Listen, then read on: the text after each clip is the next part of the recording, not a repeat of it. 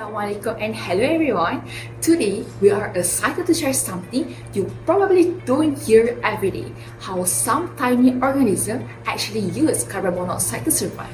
But first, let me introduce myself. My name is Nur Hanani binti Ahmad Nidzam with the metric number 2319538. And now here's a surprising fact. While carbon monoxide is deadly to humans, some bacteria and archaea can use it as an energy source. They produce a special enzyme called carbon monoxide dehydrogenase (CODH), which allows them to break down the carbon monoxide during respiration or fermentation depending on their environment.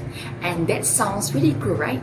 What even more fascinating, in some organisms, carbon monoxide also acts as a signaling molecule, helping regulate various cellular functions.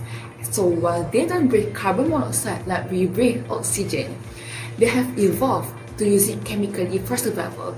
And one remarkable example is Rhodospirillum rubrum, a bacterium that thrives in carbon monoxide-rich environments.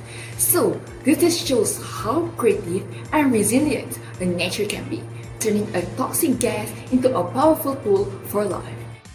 And now let's jump into the type of bonding.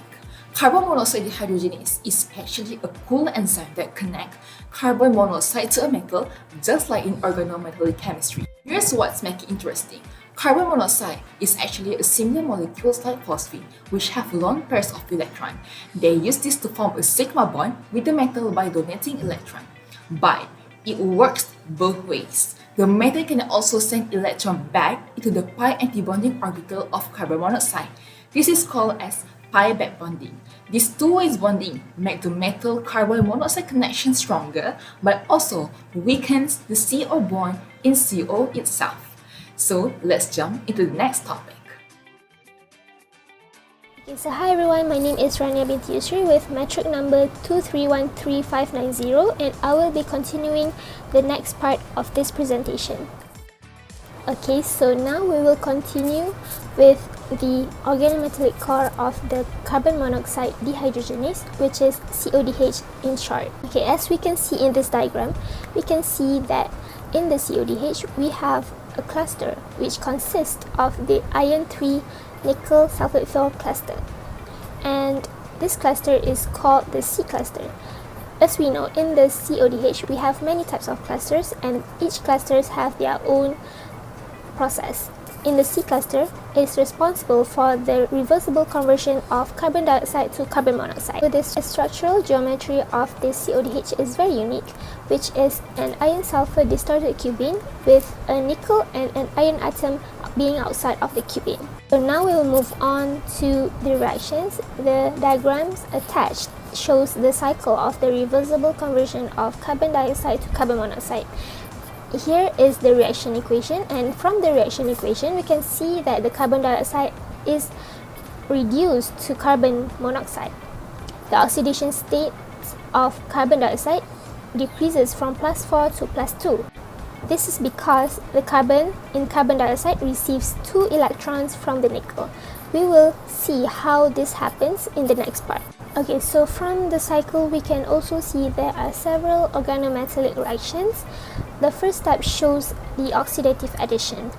This occurs when carbon dioxide coordinates with the nickel center, causing the nickel to increase its oxidation state from 0 to +2. The next step is the migratory insertion, where the carbon dioxide which is attached to the nickel is rearranged into carbon monoxide. A water molecule is eliminated.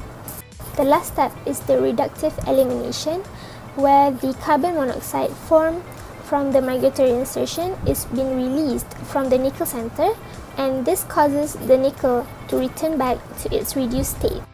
Okay, so how does this carbon dioxide attach to the metal center of this cluster?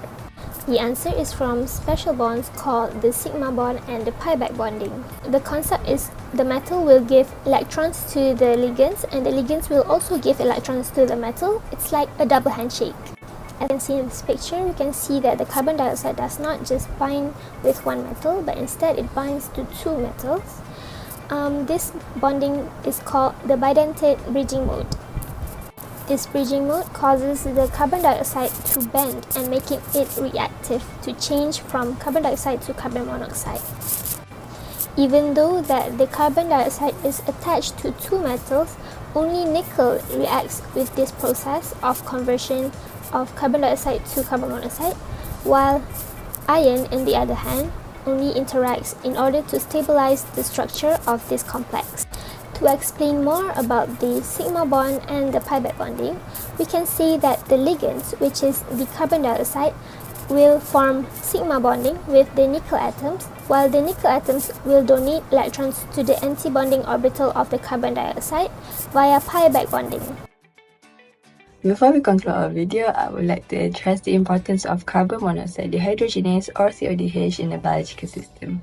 CODH acts as a catalyst for the reversible conversion of carbon monoxide and carbon dioxide, and this reaction is actually the key parts of the Earth's carbon cycle, which is one of the fundamental biochemical processes of the Earth. Bacteria such as Rhodosporidium rubrum play a crucial role in the carbon cycle by anaerobic respiration. Rhodosporidium rubrum uses CODH to convert carbon monoxide and water to carbon dioxide as well as to gain energy.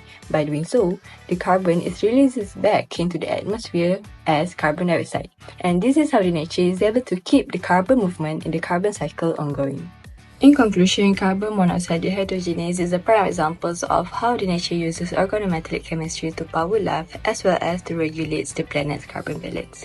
By harnessing a unique organometallic nickel, iron, and sulfur clusters, CODH performs a complex reactions that not only sustains the microbial life in oxygen-free environments, but also shape global carbon flows. CODH reminds us that organometallic chemistry isn't limited to the labs or industry, but it has been quietly operating in the living cells for billions of years with profound impacts on our planets.